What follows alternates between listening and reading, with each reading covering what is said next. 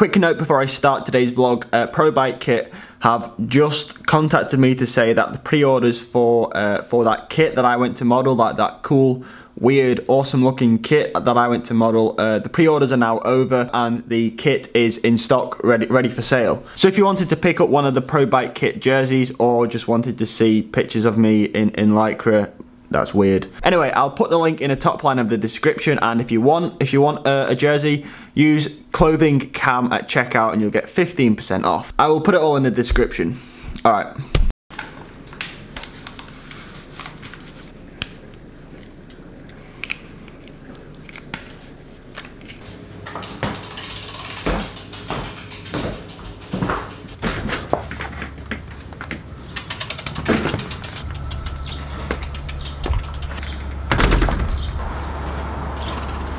Good morning, welcome back to the vlog. This evening we've got our local Club 10 time trial, which I'm going to do. So I'm heading out this morning for a couple of hours on a time trial bike.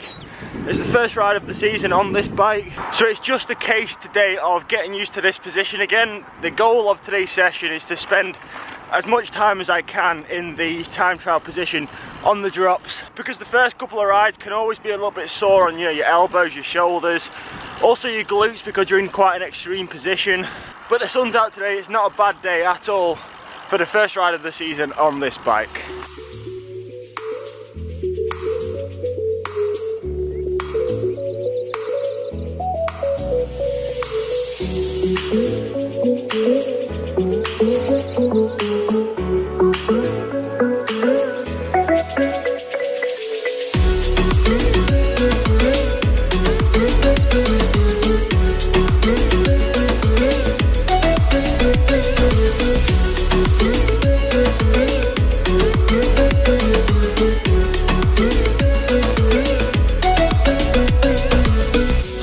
Wind about this morning. I really hope this drops for this evening, because wind is like a time trial's worst nightmare. The thing with time trialing is it's a race against yourself. It's a race against your best time. So even if you turn up to a Club 10 and it's incredibly windy, but you're still the strongest guy and you win that evening, but that win on the evening is still 30 seconds or 1 minute slower than your personal best, for me anyway, that doesn't feel like a win.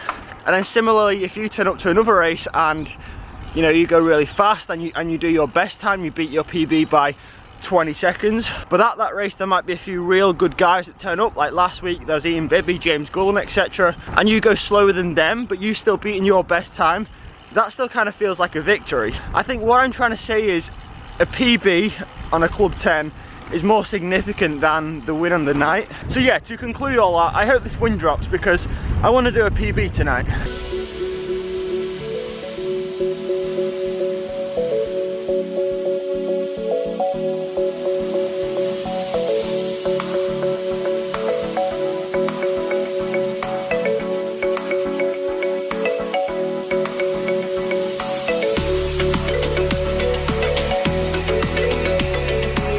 We're towards the end of this morning's ride and I decided to do a 10-minute tempo interval, so at around 300 watts, just to see how I felt on the bike when I started to put a bit of pressure down. And at the start of the ride I was having a little bit of pain, just an ache in my right hand side shoulder, but now at the end of the ride and during that 10-minute interval I didn't have any pain. So I think the time trial position is dialed in nicely, and yeah, I'm looking forward to racing tonight.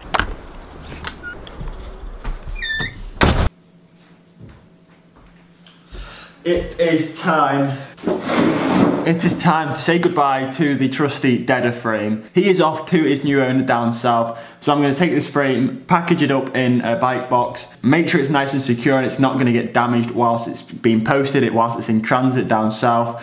And yeah, you've served me well. Thank you and goodbye.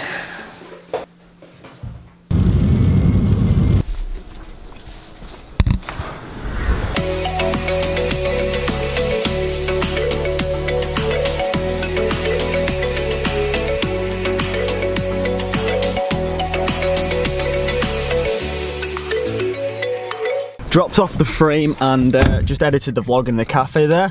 Now I'm going to go home and just chill out for a few hours. Something that I'm trying to work on is my recovery. I never like sitting still and doing nothing. I just feel like I'm wasting myself. So I'm always doing something. However, that's not always ideal being a cyclist. You need to, you know, you need to recover, and sometimes you just need to do as little as possible. So before racing tonight, that's what I'm gonna do.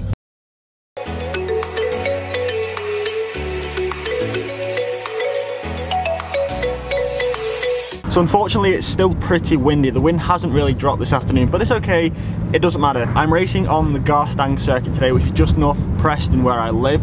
And I quite like this circuit. The reason I like this circuit is because the conventional 10-mile time trial here in the UK is on a dual carriageway. You'll go down one side of a dual carriageway, turn around the roundabout and come back up another side. It's just a dead straight line, and I mean, it's a little bit boring, isn't it? However, the Garstang circuit isn't really like that. You know, you don't go down a dual carriageway, turn around and come back up. It's more of a circuit, and I just find that helps time go a little bit quicker, because obviously when you're doing a 10-mile time trial, you sort of at max capacity from like 2 minutes in. So yeah, when you're going around a circuit, and you know when you've ridden that piece of road, you're not going on that piece of road again, if that kind of makes sense.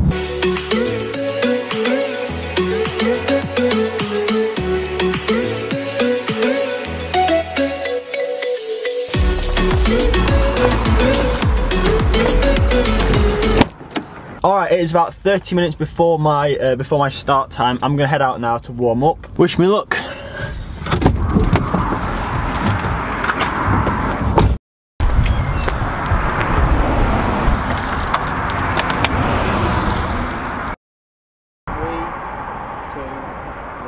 Go.